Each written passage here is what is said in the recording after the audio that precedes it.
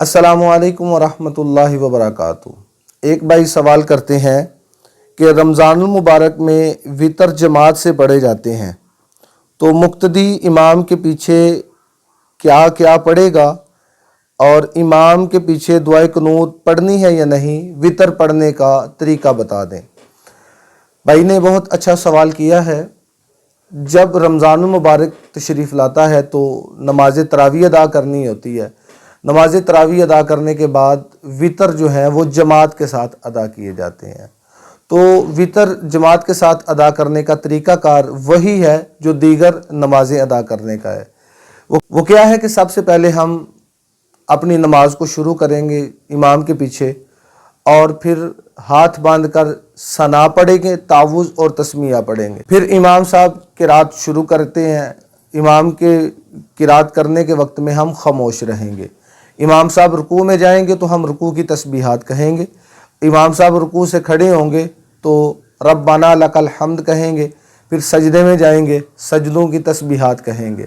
पहली रकत हमारी मुकम्मल हो जाएगी। फिर हम दूसरी रकत में फिर खड़े हो जाएंगे और खामोश रहेंगे।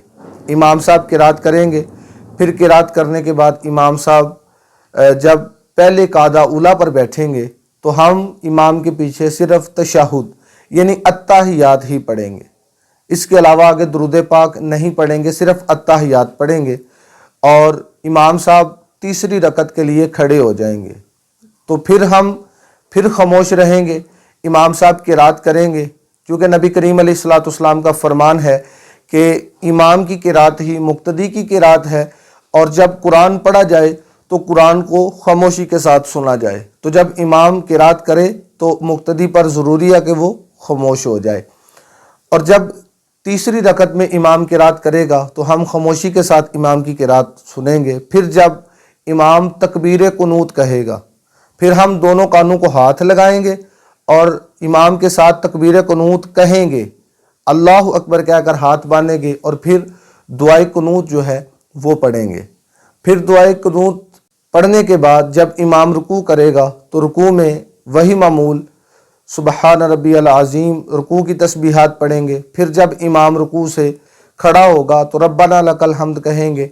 इमाम सजदों में जाएगा, सजदे की तस्बीहात कह के फिर अत्ताहियात, दुरूद पाक और दुआ पढ़ के जब इमाम सलाम फेरेगा तो हम भी सलाम फेर देंगे। तो उम्मीद है आपको नमाज वितर जमात के साथ अदा करने का तरीक़ाकार पता चल चुका होगा। अल्लाह करीम की बारगाह में दुआ है अल्लाह रब्बुल इज़्ज़त शरई मसाइल को सीख कर समझ कर उन पर अमल करने की तौफीक अता फरमाए।